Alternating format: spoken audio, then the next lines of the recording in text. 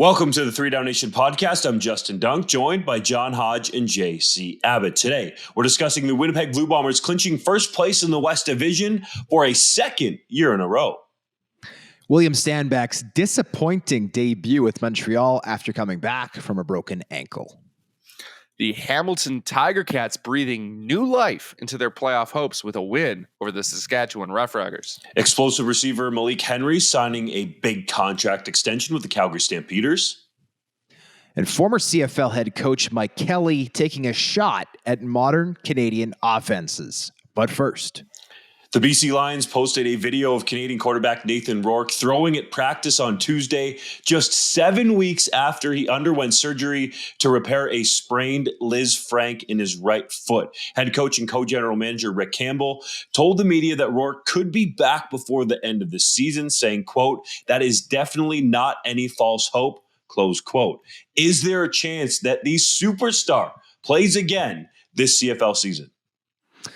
Well, I guess there is, boys. I mean, Rick Campbell said so on Tuesday. The Lions also said they were hopeful that Rourke could return at the end of August when he underwent surgery.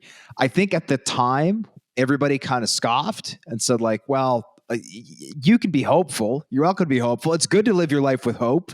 But there's also an unfortunate thing called reality sometimes that casts your hopes aside, so to speak. That being said, I mean, it's pretty damning when Nathan Rourke is there at practice as a limited participant, slinging the football around, right? This is not, 7 weeks ago where it's like, well, the surgery hasn't even happened yet, but we're hopeful that he'll be back.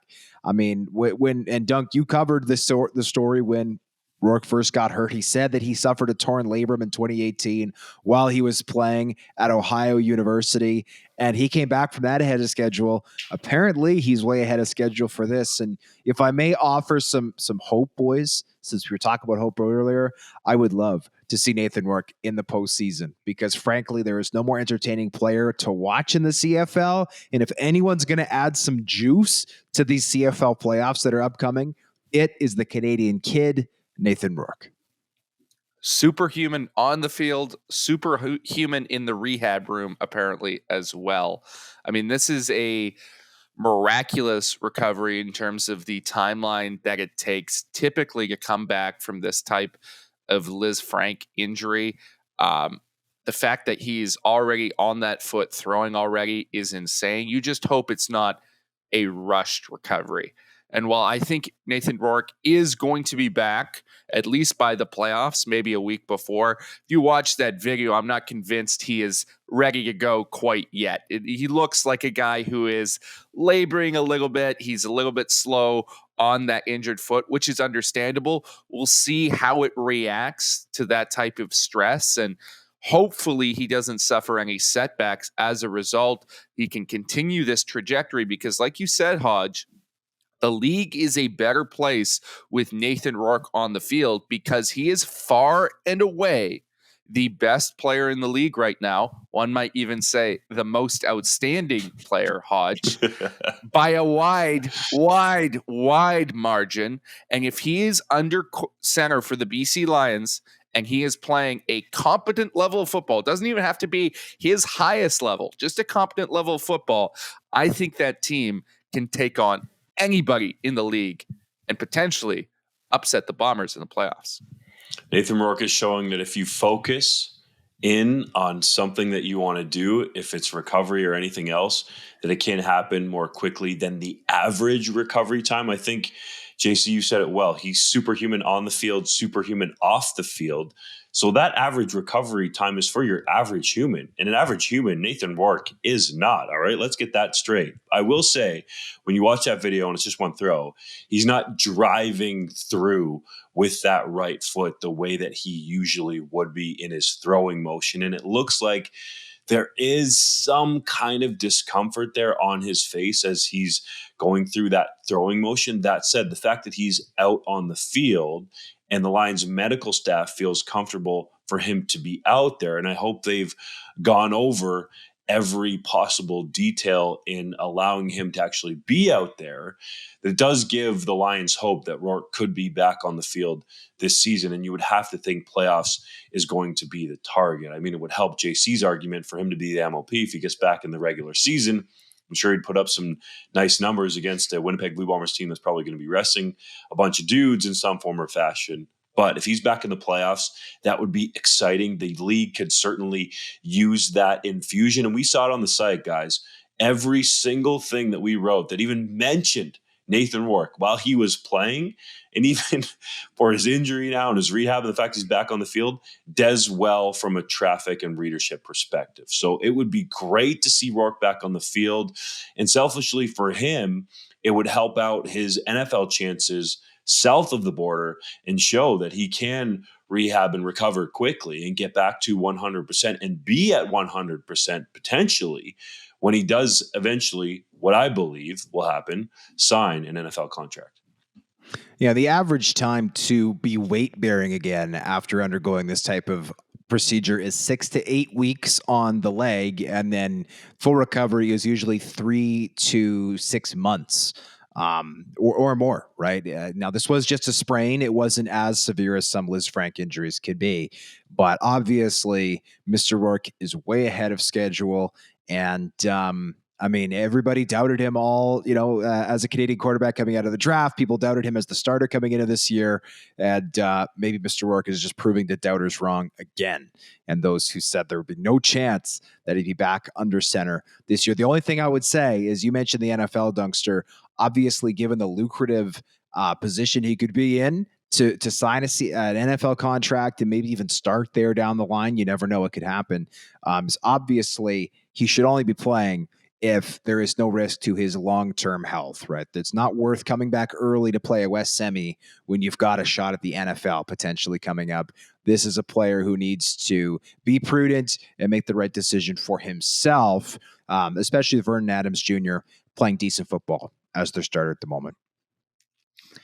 The Ticats beat the Roughriders by a score of 18-14 in Week 18, breathing new life into Hamilton's playoff hopes. The Tiger Cats now sit 2 points back of Saskatchewan with a game in hand for the third and final playoff spot in the East Division. Did this game tell you more about the Tabbies or the Riders? It definitely told me more about the Riders, because I don't think the Hamilton Tiger Cats as a whole played particularly well, right? I went into this game saying, okay, I'm going to bet on Hamilton because I think they have better high end with their quarterback play. I think Dane Evans can be better than Cody Fajardo. That wasn't the case in this game. I thought Dane Evans played poorly. Cody Fajardo was capable in this game. It didn't matter because the Saskatchewan Roughriders got run over by the freight train that is West Hills in the Hamilton Tiger Cats backfield. And when you're a weaker team going into the playoffs, especially up here in Canada, what you hope for is that you can get in a situation where weather becomes the equalizer, right?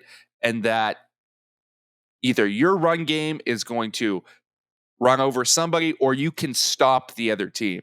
What the Saskatchewan Roughriders proved in this game is, if they are lucky enough that things go their way and they make it to the playoffs, despite the tremendous talent in their linebacking core right now, they are not good enough to stop a powerful downhill back like Wes Hills if someone keeps feeding him the rock. And that should be very, very concerning if you're a fan of that football team. It says more about the Riders because, yet again, they can't perform in the clutch. This was a game where if Saskatchewan won, essentially they would have clinched their postseason ticket, but they don't. I don't care what the elements were or that they were on the road or anything else, just a bunch of excuses now in Rider Nation. And this team is 6-10, having lost 5 games in a row.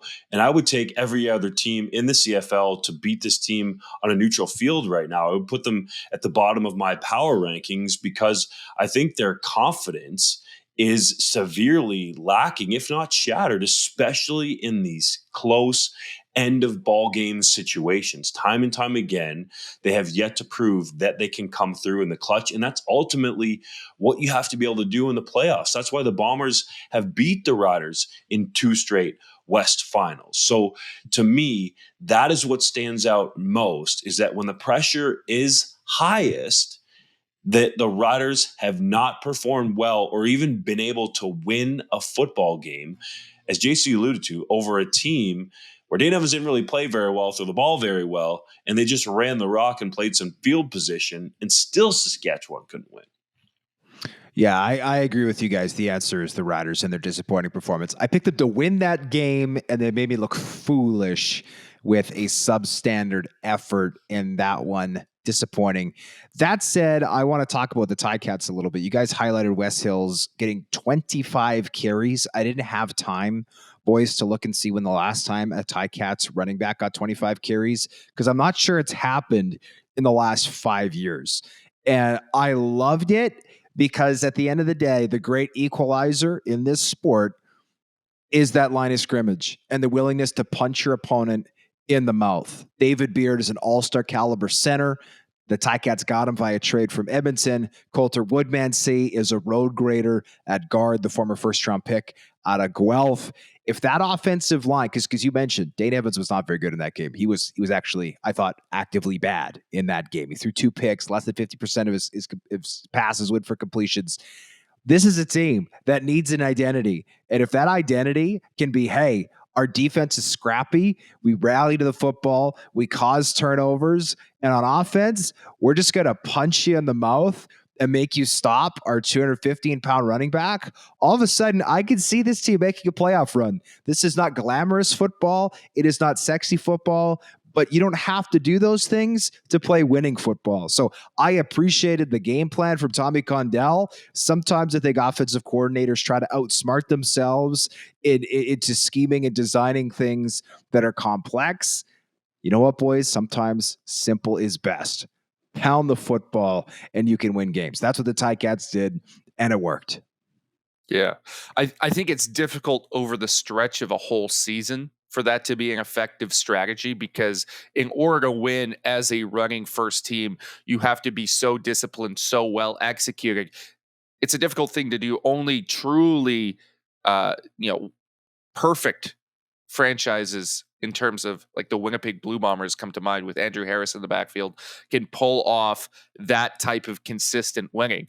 But if you are a team that needs to pull some upsets at the end of the year, right? And you've got a back like West Hills and the conditions are not going to be ideal, to me, that's what you pivot towards. You forget about Dane Evans and whether he's going to be hot or not this week, and you go to the back and you just try and grind down your opponents to pull the upset. Speaking of running backs, Montreal Alouettes ball carrier William Stanback made his long-awaited return from a broken ankle this past week, but had a disappointing performance, rushing 8 times for just 20 yards. Was this just a matter of rust, or should Als fans be concerned? I don't think there should be any concern yet. He only had 8 carries, and to me, that's not enough to get into a rhythm. And some guys have a tendency to come back off injury and explode, but there's other guys that take a little time to work in. So I think as Stanback's workload increases and he gets more game reps to get back in the flow and up to speed of those live situations, then he'll be back similar to the guy that we're used to seeing being the best player on this Montreal offense. And that's saying a lot, because Gino Lewis has been a stud for this team this year and over the last couple of seasons.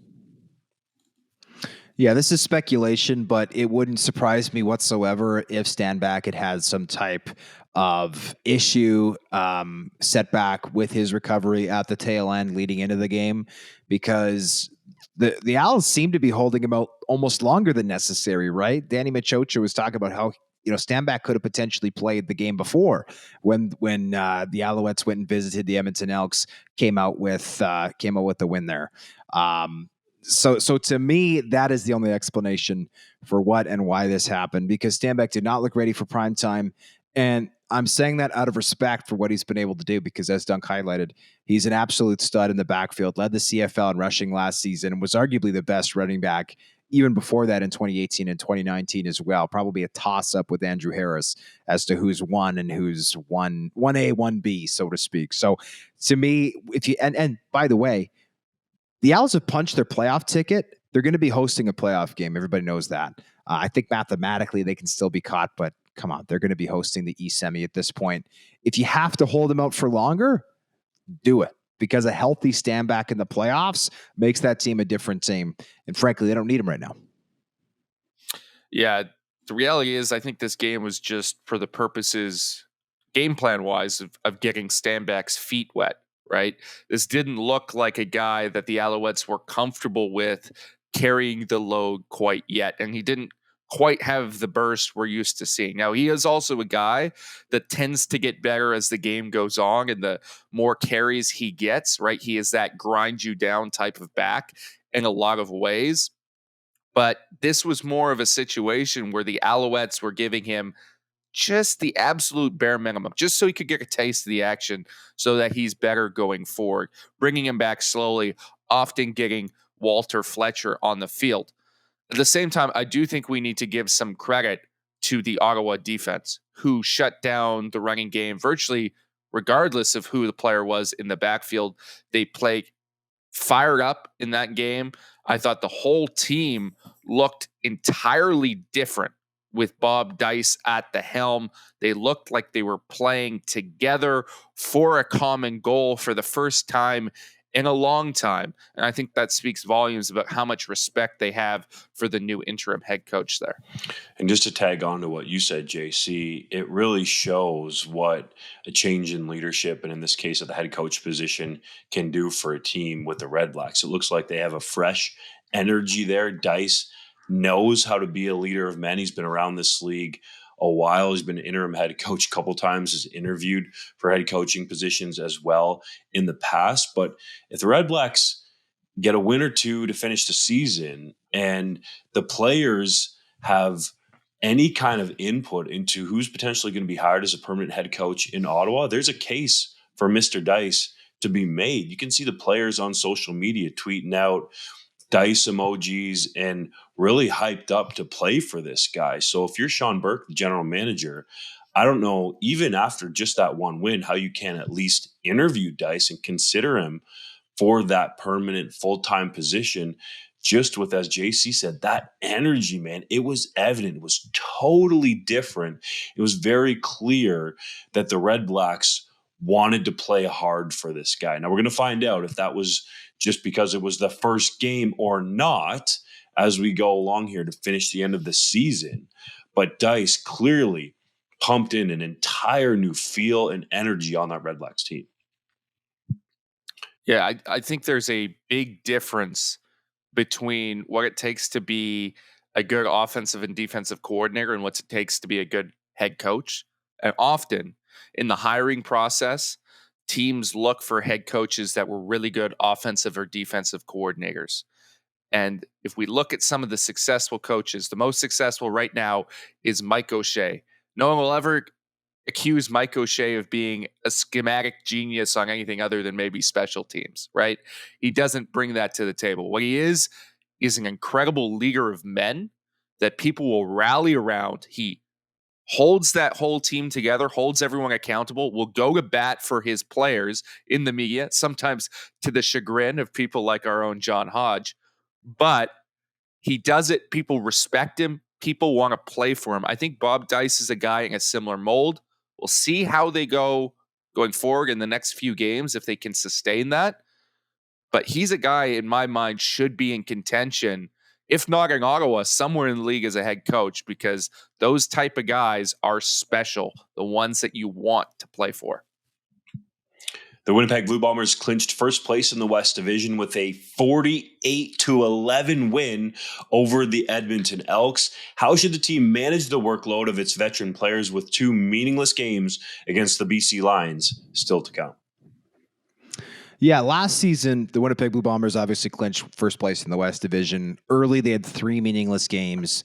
At the end of the year, And you brought up Mike O'Shea, JC. It should be noted, Mike O'Shea does not believe that meaningless games are a thing. I'm using that term to indicate that they've already locked up first place in the division, and the team does not need to win or lose in any way, shape, or form to influence their playoff scenario.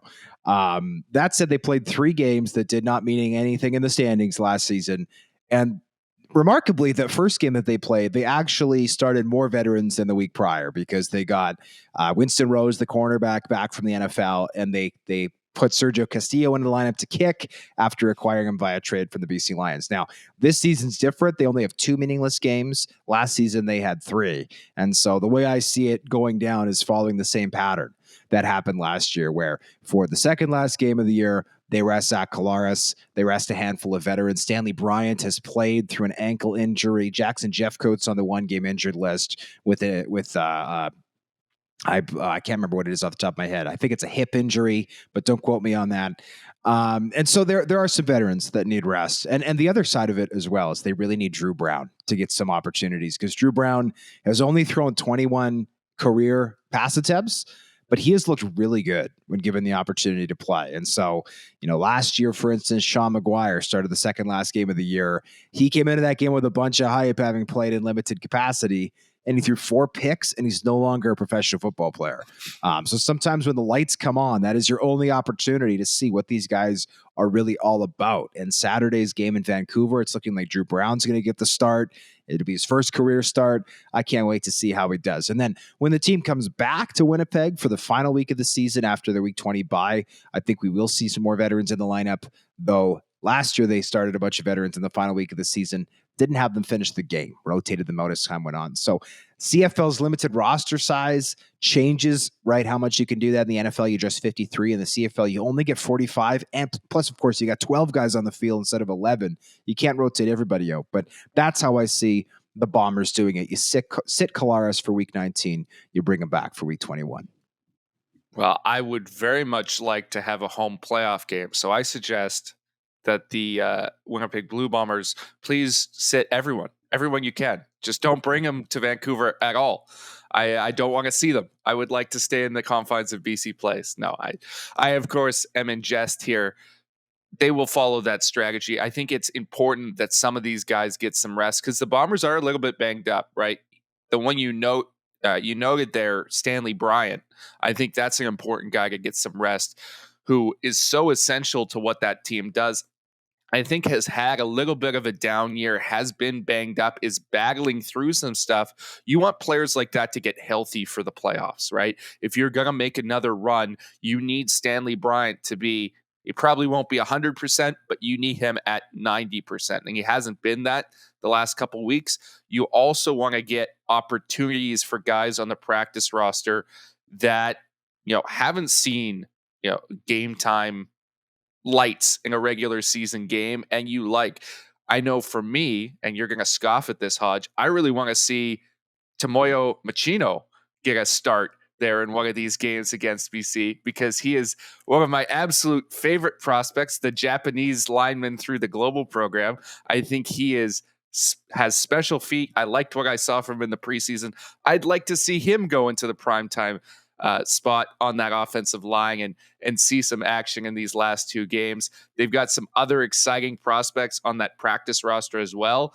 It's better for everyone if those guys get some playing time and the veterans who need it get some rest. Okay, that's enough global talk for this episode of the 3 Down Issue podcast. Okay, JC, you've met the quota. Check.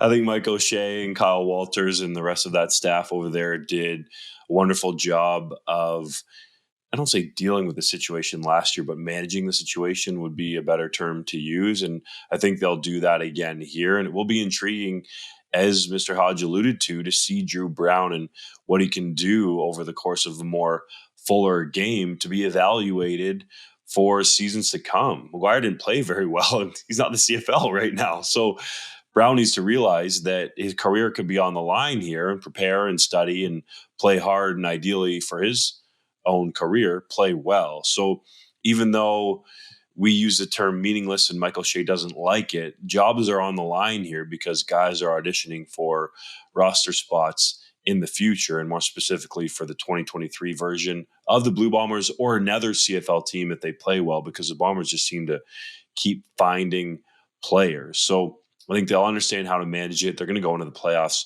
very well rested, but that doesn't necessarily mean they're going to cruise to a Grey Cup title, because last year, both those games that they won in the playoffs were pretty tight. So that's the perspective that I want to see change for Winnipeg, is use that rest to their advantage in the playoffs. I know the other teams, and the Blue Bombers will too, play full out and give everything and put everything on the line because it is the playoffs. But those were some tight games last year that could have gone either way in the postseason. And yes, ultimately they hosted the trophy, and that's all that matters. But you would have thought with all that rest that they would have had a major advantage over those teams who came out of playoff games the week before and didn't have as much rest down the stretch as the Blue Bombers did. Well, and there is some irony, right? Because in 2019, this team was banged up going into the playoffs. Chris Streveler had a broken foot. They had guys hooked up to IVs, sick before the Grey Cup, but they demolished Calgary. Chris Streveler completely took over that game in the West Semi. They went into Regina, outplayed the Riders, and then they crushed Hamilton in the Grey Cup as underdogs. And yet 2021, after running the table almost in the regular season, you're right, they did not play very well in the postseason. They turned over the ball 6 times in the West Final, and then they had to come back from a big deficit to beat Hamilton in the Grey Cup. So it's interesting how, you know, the regular seasons and the postseasons didn't necessarily match up. Maybe 2021 was the wake-up call this team needed to avoid coming out sluggishly in the playoffs. Other point I'll make before we move on. First point, Drew Brown is under contract with Winnipeg for next year. But if he plays well, he could be a trade target, or he could be, you know, maybe a Jake Mayer in waiting, as good as Zach Collaros has been. He is also 34 years old. He's not going to play forever. The other point I'll make is, if you're sitting Stanley Bryant, I don't care about which global great offensive lineman, whatever you got. Obviously, you're sitting Zach Collaros. You are not going to have a rookie left tackle protecting your franchise quarterback. London, Ontario native Chase Brown continues to light up opposing NCAA defenses as a member of the Illinois Fighting Illini, rushing for 879 yards over his first 6 games to lead the country in rushing yards and yards from scrimmage. Do you think he has a legitimate shot at winning the Heisman Trophy?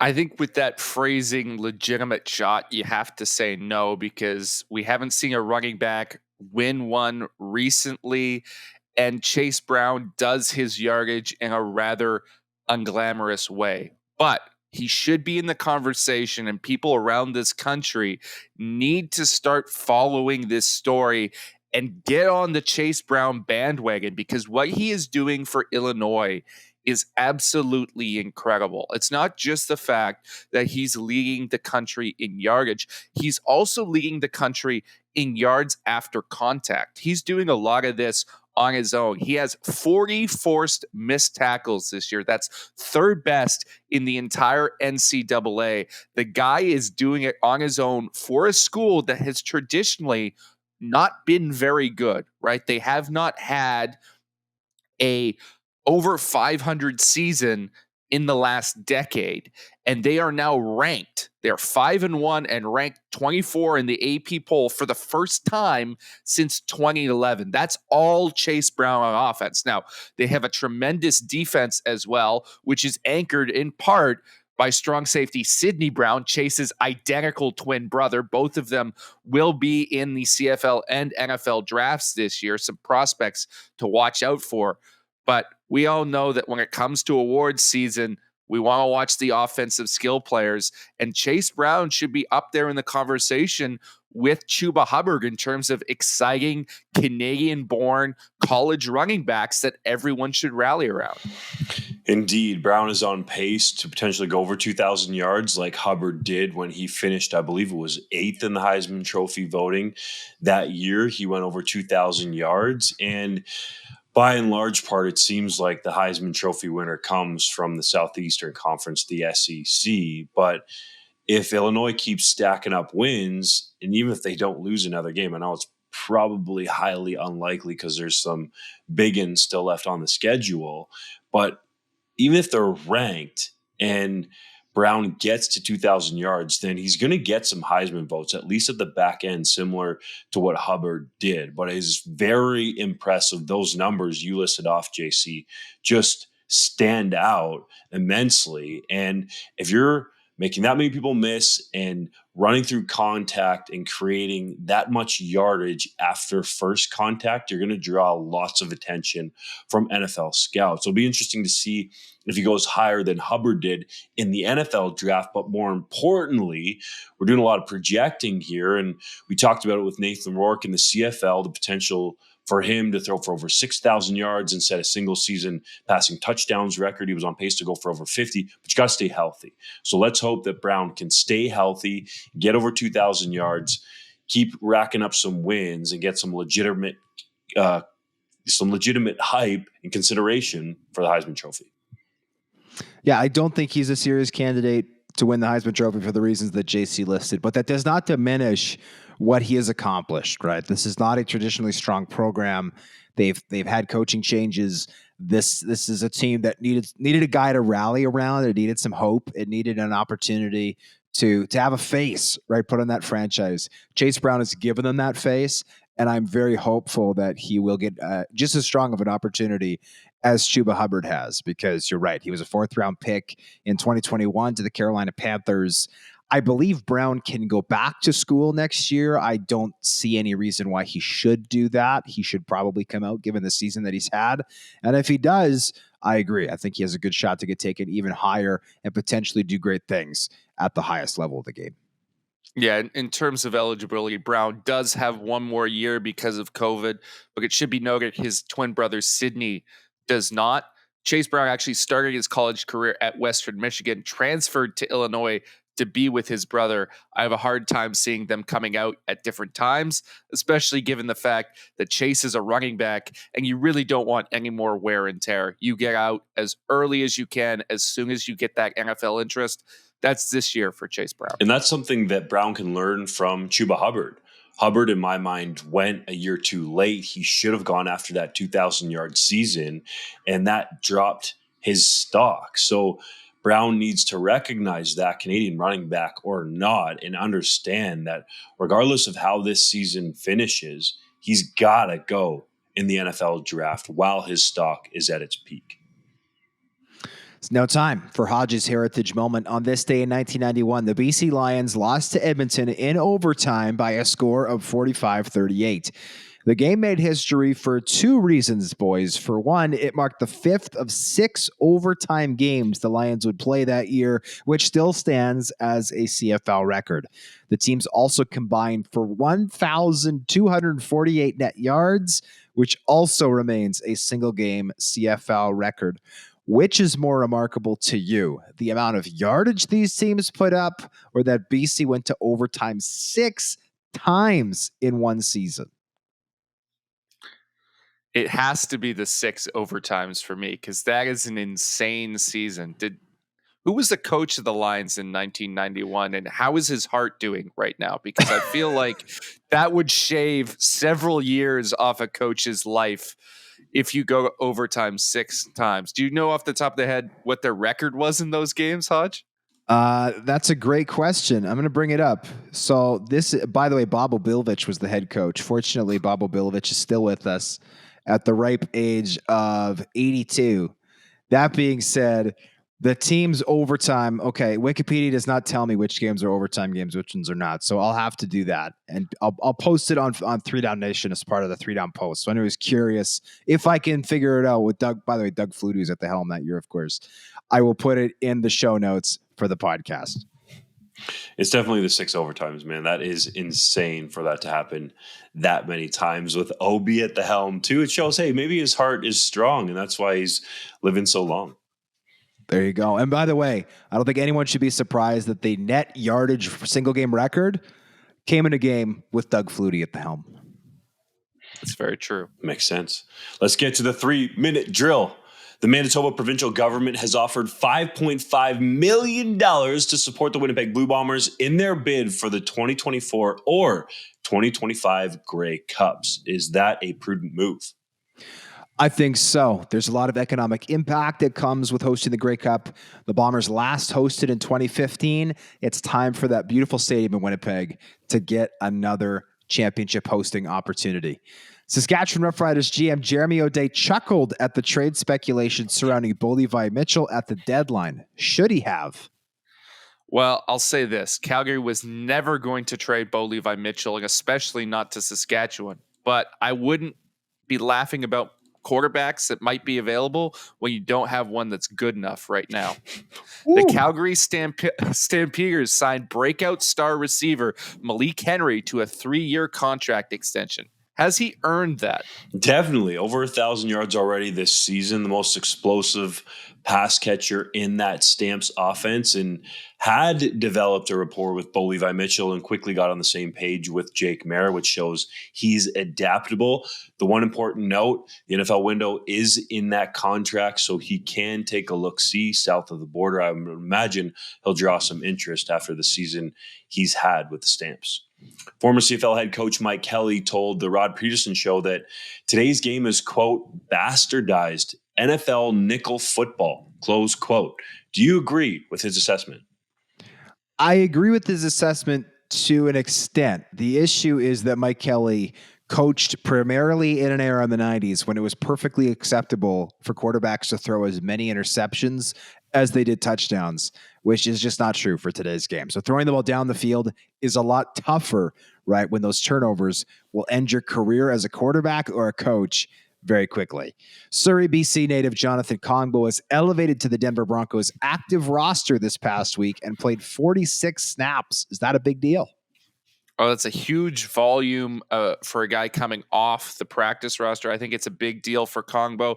And yet another example of a guy who was never dominant in the CFL, but to go down and be a functional player in the NFL as well. It speaks to the talent that there is across this league.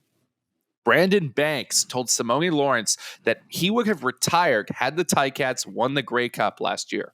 Do you think he will get his ring this year? I have trouble seeing that. The Argos have been a little too inconsistent for me. And it's one thing to win the East Division, but to go against whoever comes out of the West, if the Argos are able to get to the Grey Cup, I think will be a very tall task. In what is becoming an indescribable or bizarre trend, The Simpsons referenced the CFL on their most recent episode. How do you feel about it? I mean, I don't know anybody who's watched The Simpsons since about 1999, but I loved watching this clip on Twitter. I am all for the Doug Flutie references on The Simpsons. The Edmonton Elks signed former Montreal Alouettes offensive lineman Samuel Thomasin. Is that a good move? Well, I'll say this. This is probably the fourth guy that the Elks have signed this year, an offensive lineman who's in the 350-pound range. It never seems to work out. I was not high on Thomasin coming out of the draft. I remain low on him. I don't really like this move for the Edmonton Elks. The Hamilton Tiger Cats signed former Edmonton Elks defensive back Jordan Hoover this week. Can he help them in their playoff push? Certainly, the Hoover maneuver can help them maneuver into the playoffs, I think. BC Lions receiver Lucky Whitehead missed this past week's game due to an ankle injury and did not participate in practice on Tuesday. Should the team be worried about number 7? I don't think Rick Campbell seemed worried when he talked to the media on Tuesday. He did say not only does he expect that there's at least that there's a certain possibility of Whitehead returning alongside Rourke, he also threw Brian Burnham into that same category as guys who could realistically be back.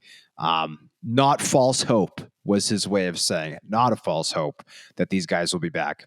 We thank you as always for listening to the Three Down Nation podcast. We'll see you guys next week for another episode.